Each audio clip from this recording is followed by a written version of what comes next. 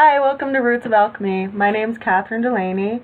I'm here with you today because I wanted to share some visual aids around the concentrations of essential oils and some other forms of botanical medicine. To give you a little bit of background on me, I started studying aromatherapy at the age of 14 when I learned that I am really allergic to all synthetic fragrances and scents. I learned that by getting hives by using Downy fabric softener, and soon learned that I also couldn't really deal with any perfumes or anything like that. So when I learned that essential oils existed, I was like, holy hallelujah, this is a saving grace. I can scent myself. And then I also learned that they could be used for things like burns and help you sleep and different skin conditions, and I just thought they were absolutely amazing and magical. And I'm sure that if you know very much about essential oils, you feel really similarly to how I felt 25 years ago when I started working with them. But I also started working with plants because I, started making salves and using herbs to make infused oils and herbs to make teas. And then I also studied raw foods and nutrition. And then a few years ago, after my family member passed away, I really was interested in the healing aspect of herbs. And I started studying clinical herbalism at a local school that I am fortunate enough to be close to. And there I really wanted to bridge the understanding behind when to use herbs and when to use teas and when to use tinctures and when to use essential oils.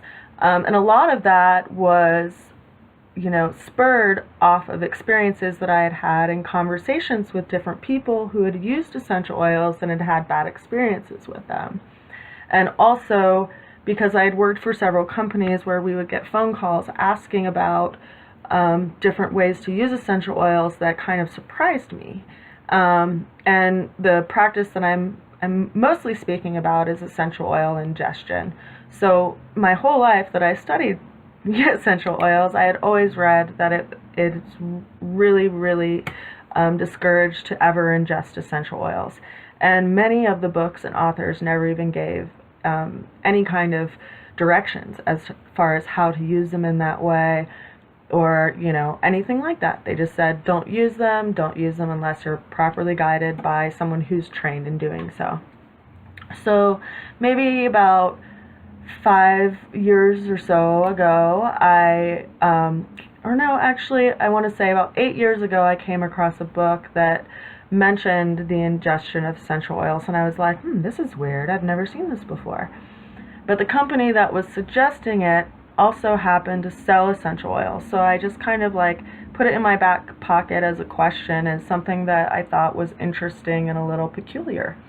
And then about 5 years ago, I started working for a local company that is close to where I live that sells essential oils online. And I was their first aromatherapist they'd ever hired, and they're really excited to have me answer the phones. And a lot of the phone calls I received were asking me about whether or not it was safe for people to ingest the essential oils that we sold. And that honestly made my jaw drop 10 times a day whenever people would call, because I, as an aromatherapist, was always guided not to use them. And I was like, why are all these people calling? Why are they all asking about this? This doesn't make any sense. And so I started looking into it just out of my own curiosity and for my own understanding. And through that process, I wrote blogs on GROS and what it means to be generally regarded as safe, and how I feel like people are really misunderstanding that terminology. And ultimately it led me to herb school, right? That's the whole point of going into that. So I started going to herb school, and I started working with people who are herbalists who also used essential oils but didn't really know how to use them safely.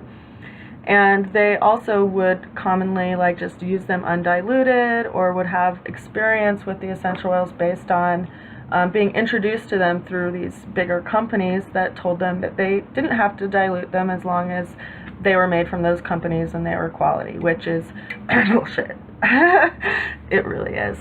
Because no amount of quality of an essential oil is going to negate the cautions of that essential oil.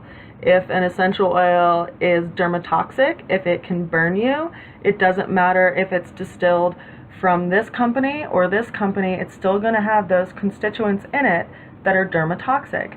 It's still going to have those constituents in it that could be neurotoxic. It's still going to have those constituents in it that are phototoxic. It's still going to have those constituents in it, regardless. And so you still need to learn about safety and cautions and which oils are safe to use in what means and which oils are not safe to use in which means. Because, you know, in herbalism, one thing that I really love about herbalism is that it talks about plants in a matter of degrees. And those degrees lend an understanding around the intensity of that plant and how careful you need to be with that plant and how much of that plant you can use. But that language doesn't really exist in the realm of aromatherapy. And so unfortunately, people who are introduced to using essential oils through companies that really just want to sell them a lot of essential oils, they aren't guided as far as which ones to really have caution with.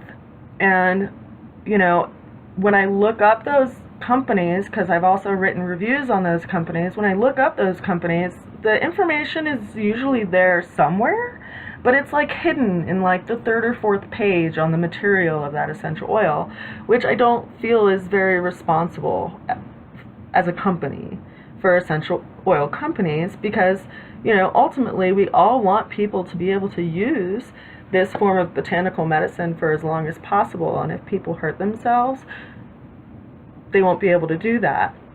When we look at how other countries look at essential oils and use essential oils, they use them very differently than we approach them here.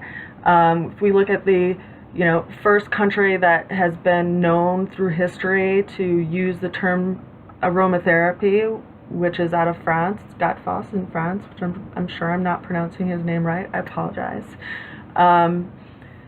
You know, they use essential oils in their hospitals still. They use lavender to treat burns.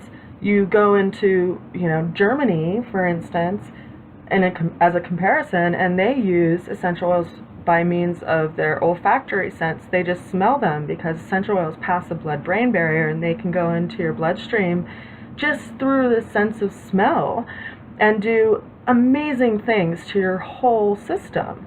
And trigger memories and heal places and relax places and do amazing things for your emotional body just by smelling them and not even applying them to your body. Then you go to, you know, England over here, and they use essential oils in dilution topically for massage. To treat, you know, muscular conditions, musculoskeletal conditions, and different spasming conditions of the body and skin conditions, you know. And then you go all the way over to America, and we have companies that are like, you don't need to dilute them, you can use them for anything under the sun, you can drink them. And I'm sorry, but that's just not responsible. So let's go to just how concentrated essential oils are. Lavender. Lavender is an essential oil that we all know and love. Lavender, to make it, you know, it actually produces quite a bit of oil, even though it's a pretty dry botanical plant. It takes 200 pounds of lavender to make 16 fluid ounces of lavender essential oil. And when you convert that and bring that down to a term that we can actually like see and understand and in any kind of like comprehensive term, we break it down to grams and milliliters. So in grams and milliliters, it breaks down to roughly 46 to 47, sorry, I'm looking for my little jar, 47 grams of lavender. These are lavender buds, and this I weighed out in on a scale. So these are little lavender buds. Can you see them? Yeah, look, lavender. Ooh, it smells good. But they would collect this fresh and they would distill it by using a steam distiller, and this would basically come down to roughly 7 to 10 drops of lavender. And I'm going to go ahead and put the math of how I got that number in the comments. So 7 to 10 drops of lavender. All of this. It's a lot of lavender. Now if I take this same amount of lavender, because you know I've been showing people that, I'm like, yeah, 10 drops, this much lavender, they're like, holy cow, that's a lot. And then the conversation stops there.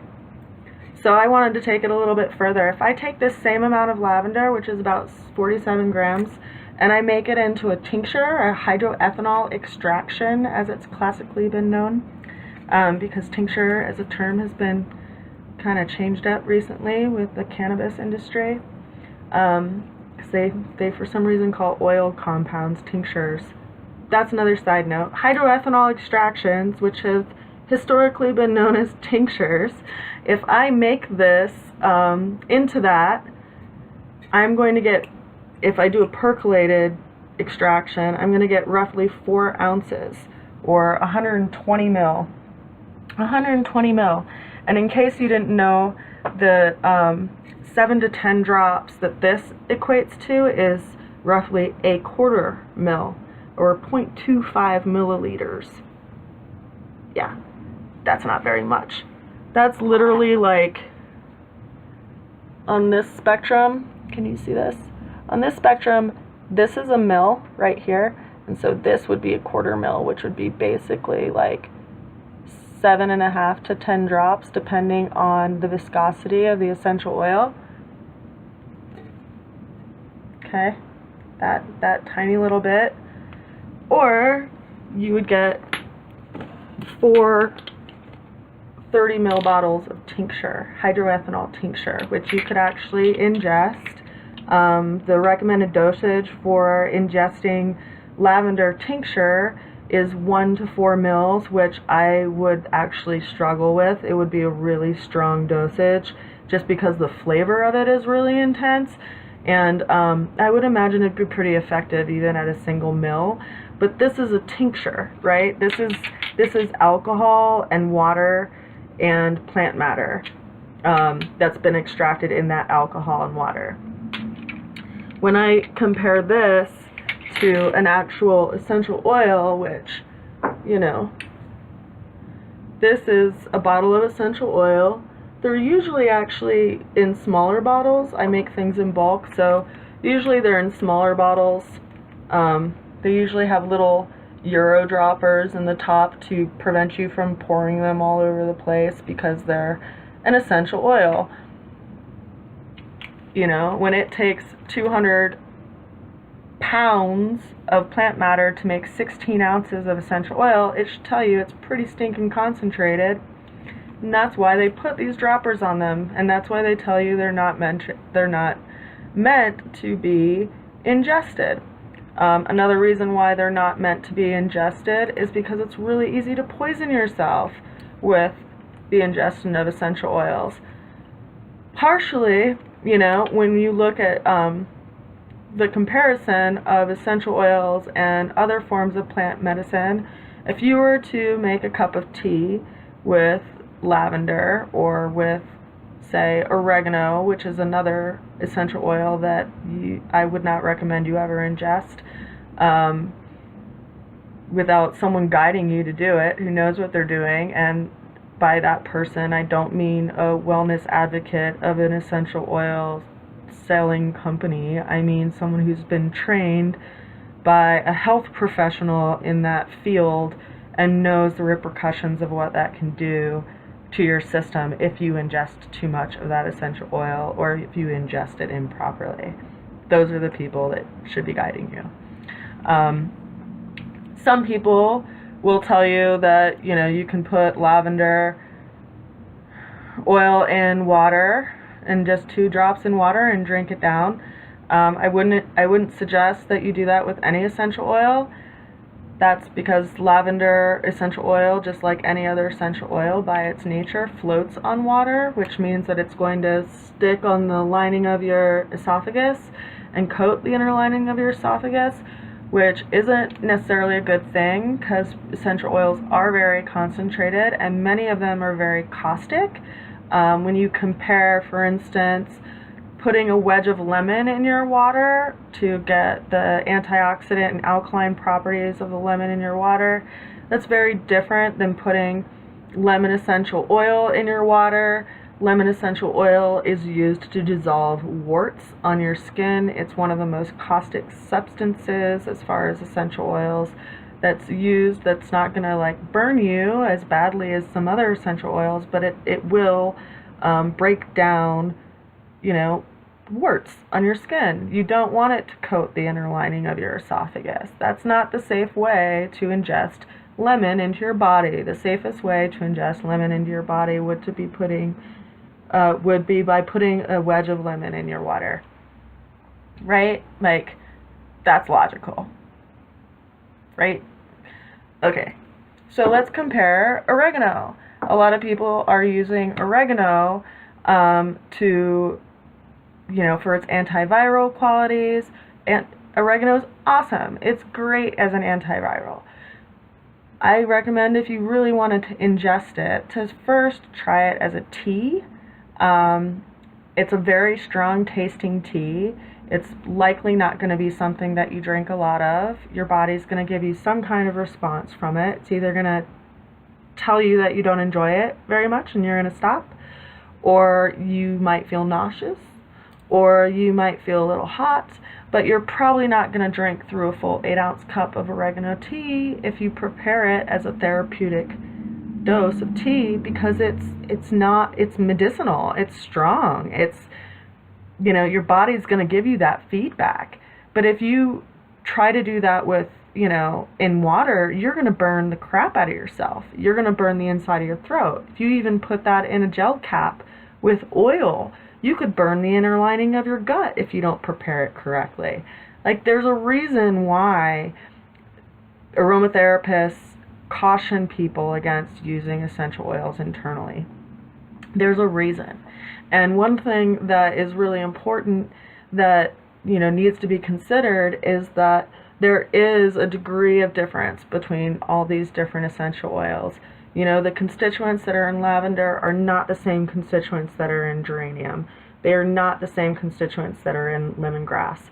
They are not the same constituents that are in oregano or thyme or frankincense. And they all need to be studied on their own individual, nature and what they can do therapeutically, as well as the cautions that is associated with them, because just because an essential oil is distilled by a certain company doesn't negate its toxicology. Just because this one company is providing this oil, it doesn't take away that oil's neurotoxic effects. It doesn't take away that oil's phototoxic effects. It doesn't take away that oil's, possibility of triggering epilepsy. It's essential, no pun intended, it's absolutely essential that in order to work with botanical medicine, that you have an interest in understanding it and working with it as an art form, and that and like when to use different forms, and when it's appropriate and when it's not appropriate, and how to dilute it and how to prepare it properly so that you don't cause unnecessary harm and unintentional harm to you and your family members and your friends or anyone that you decide to make things for, because it really isn't as simple as what some of these companies make it out to be. It's something that we really need to respect and understand, because we have one planet, and if this amount of plant matter can make 10 drops of essential oil that someone might use, like just dousing on themselves thinking it's perfume, versus a full ounce of cream that could last you for maybe 2 weeks, versus 4 bottles of tincture that may last you all month if your intention is to use the plant internally. It's important that we recognize, the difference and the different degrees of how to use things and when to use things, and that we, go first to the least concentrated form that's going to give us the best result. And, if we look back in history and we want to actually look to chronic illnesses and chronic conditions, the first thing to do is to remove stress out of your life. The second thing, or at least limit it or reduce it, get more sleep, eat good food, remove food that irritates your system, and then, look to balance through nature and exercise and then herbal medicine. And going into herbal medicine, like, go to teas, go to tinctures, use essential oils when it's necessary and applicable, but please don't use them for everything indiscriminately for any reason whatsoever, because there are a lot of reasons why that's not the best idea. So that's my spiel for today. I am going to get off my little aromatic box of info. This is going to be kind of a taste of the videos that I want to do. I want to offer you guys more intensive information on like the chemotypes of lavender, the different chemotypes of eucalyptus, learning how to read GCMS reports, how to make different forms of botanical medicine, whether it's lotions or lip balms or salves or things like that. So I really am looking forward to kind of building a relationship with you all and teaching you more of what I've gathered along my way as far as my understanding of working with botanics, and I hope that you find this useful. If you feel like you want to comment or ask me a question or anything, please do that below. I would love to get your feedback and love to know what you're interested in learning and understanding. In the future, I really want to possibly do something more live and interactive so that I can answer questions and we can work on things from there. I am building a program to teach people more about different plants in the history of aromatherapy and also different ways to use botanical medicine.